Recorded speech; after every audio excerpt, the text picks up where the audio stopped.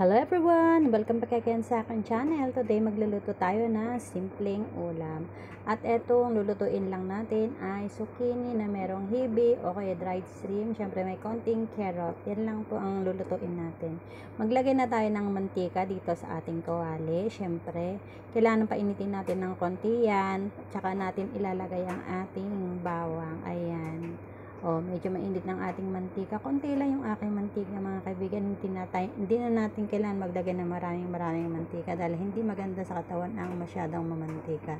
Nilagay ko na rin ang ating dried shrimp. Binabad ko muna yan para lumambot ng konti. Ayan, isangkot siya natin hanggang sa bumango.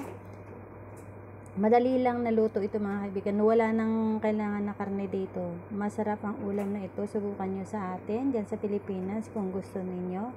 Pwede nyo kahit anong gulay ang ilagay nyo dyan pansahog ninyo. Wag lang karne mga kaibigan para mas masarap.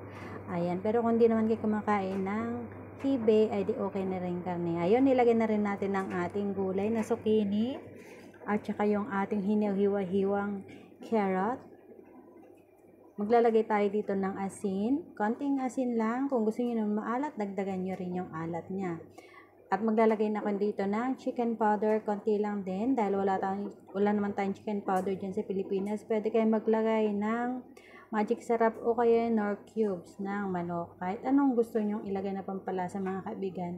Pero sa akin, di ako naglalagay dito ng toyo o oyster sauce para hindi manulaw ang ating gulay. Naglagay na rin ako ng tubig para naman maluto siya. At ngayon, tignan nyo, buksan natin.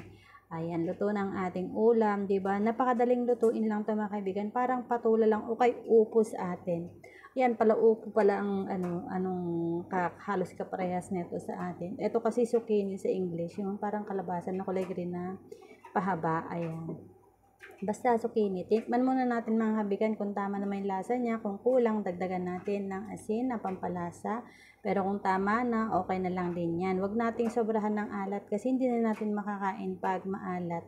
Mas maganda yung matabang para pwede natin maglagay ng konting alat kung matatabangan tayo kaysa yung maalat wala nang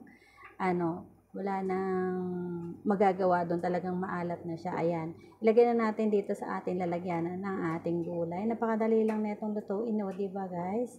Eto ulam na namin tatlong katao na ito mag-uulam na ito. Kakaunti lang sa atin sa Pilipinas, pero nyo naman dagdagan kung gusto niyo. Kung nakarating po kayo dito sa dulo ng ating video, thank you so much sa inyong lahat. Please don't forget to subscribe, like, and share. Thank you.